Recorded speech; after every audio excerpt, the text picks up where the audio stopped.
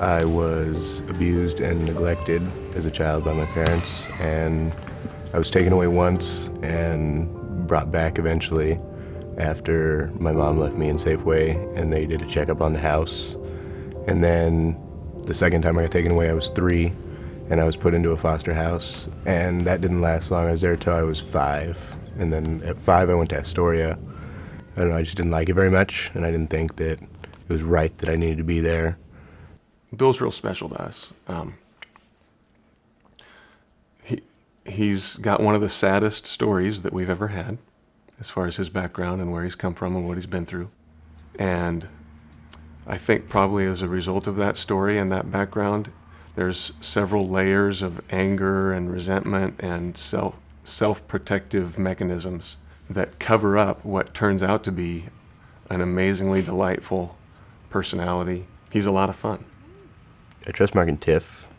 They've earned it, and they deserved it over the past 2 years. And I know they care and everything, but I don't know, since I got taken away from my parents, I guess I don't remember trusting too many people besides like friends, I guess, I can trust, like close friends, but never really adults. Adults weren't trusted because, as I saw it, I guess they were the main problem in everything in my life. I think most foster kids don't really trust anyone. But pretty early on, we recognized something that we wanted to preserve.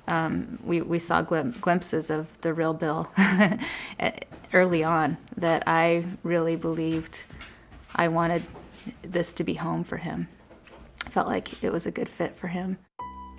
That was the first big step, was just them deciding that they wanted to keep me and taking action to do it instead of a car waiting in the driveway to take me somewhere else. And then just countless times over the rest of the years, there's things that I've done, gotten in trouble, and they're very accepting, and there's consequences, but I realize that, they're my actions and I get to accept the consequences, which is really basically what I wanted. When he first got here, he would hole up in his room and read 1,000-page books in a day and a half, and play video games, and really not come out unless we told him there was food on the table. And he was really a loner. As he got involved at school, became a part of the family friends and network that we have, came out of his shell. He really came out. Without Mark and Tiff, I don't know, I'd probably just be bouncing from job to job wherever I was at, in however many more foster houses I'd been through. I don't know, I probably wouldn't be anywhere near where I am right now. But bouncing around, and that just makes you feel like no one really cares, I guess, what's going on. And then it's where I think my real dislike of authority figures comes in, because they just did as they pleased and figured it didn't really matter much, and didn't ask my opinion or consent or anything.